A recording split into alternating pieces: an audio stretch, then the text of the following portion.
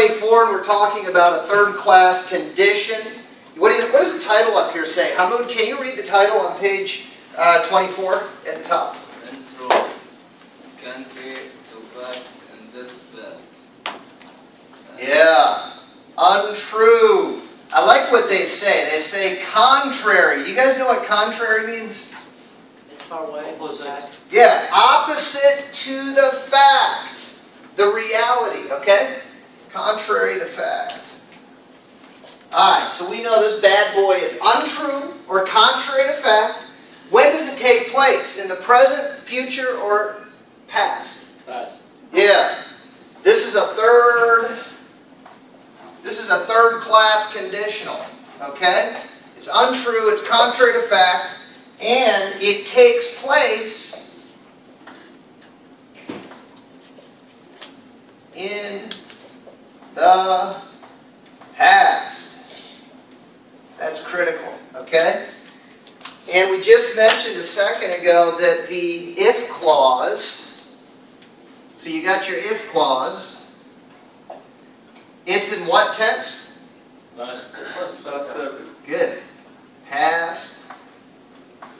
Perfect. And your result clause is what? Present perfect.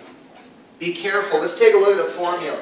I need, same thing, I need a modal Simple future perfect.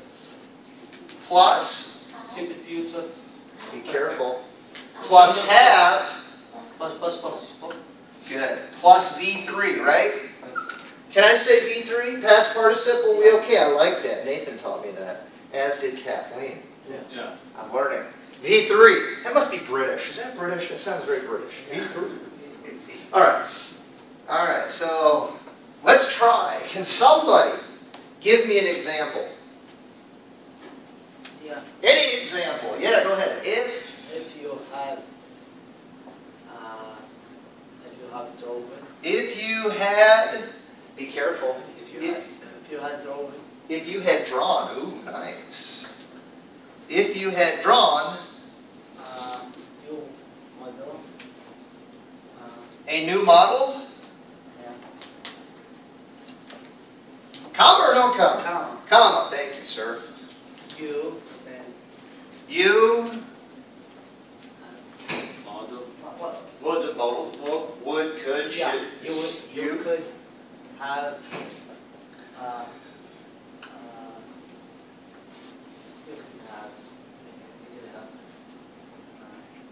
You could have, You could have won. good, you could have won the contest Yeah. or whatever. Whatever. I like it. Alright, let's take a look at this. Let's take a look. So in the if clause, what's the verb? Had drawn. Good, it's right here. What tense? Past perfect. Good, it's past. Perfect. Nice. And then down in the result clause, and let's just put that up here. Well, we know that. It's the if clause. And then the result clause, Model. there's your modal. Past base. Yep. Past half. Your modal Past half. plus your, Half. what do you call a base form? Is there something fancy? Is it V? I don't know. We'll call it V0. base form. I got to think of a quick way to do that. Base form. All right. And then what's this? Past. Past V3, right? Ah, verb 3. So did he do it right?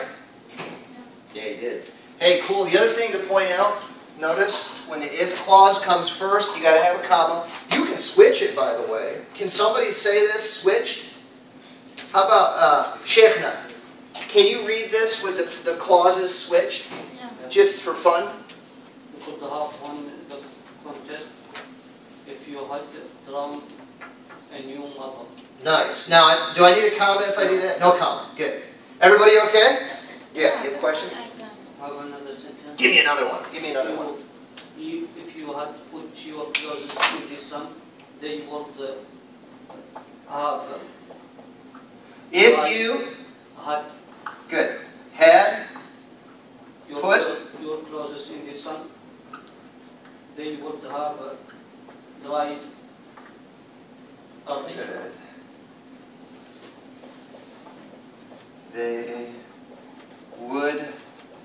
have dried earlier. Ooh, I like that, earlier. Okay. Now, let's talk. What's the verb in the if clause? Is that correct? What form of the verb is it? Past perfect. Good. It's past perfect. And then in the result clause, what's the formula? Would have. Good. So I got my modal. I've got my have. And I've got my verb 3. There's your formula. He did it correct. All right, everybody cool? So listen, let's do this. Let's turn to our exercise in the book. We're looking at A on page 24. You know what? Let's look at their examples. It's always good to look at more examples. So, let's see. Nasya, read A. If you had told me about the problem, I would have helped you. Excellent. Read B. If they had studied, they would have passed. They would have passed the exam. Hey, quick question. In B, did they study? No. No. Did they pass the exam? No. No. When did they fail? In the past, present, or future? Past. This is all in the past, Ben. It didn't come true, right? It's a terrible tragedy. Okay? Didn't happen. Let me ask you. Look at B. It says, if they had studied, did they study? Vadhila. No. That's what makes this contrary to fact. So one condition is true and two condition is untrue. One in present and one in past. Right? Are you talking about this right here? And all of if clauses. Yeah, so again, if you want to review real quick, first class condition, it's true. And it's in the present. Okay? Everything's it agrees with the truth. Yeah. Okay? It's possible and it agrees with the truth. That's a first class. Second one, and it's in the present. It means at this current time, right? Second class is also in the present, but it's untrue or it contradicts fact. Okay? This one is the same as number 2, only it's thrown in the past. It's untrue or it's contrary to fact, but it's in the past. 3 is the same as number 2. No. 3 is not the same as number 2. The difference is number 2, it is in the present, but it's untrue. It is untrue like number 3, but it's in the present. It's a condition that's contrary to fact in the present. Number 3 part. Yeah, and they're both. It is true. They're both untrue. Yeah. Okay. So listen. In A, if you had told me about the problem, did you tell me about the problem in the past? No. No. I would have helped you. Did I end up helping you? No. But if you had told me, I would have helped you. See, that's the point. All right, look at C. Let's have Wasal read C. If I hadn't slipped on the stairs, I would not have broken my arm. Ooh. Now look. In the if clause, what do you notice here?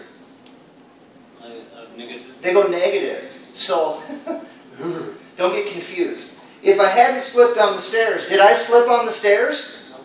Yeah! Yeah. I actually did.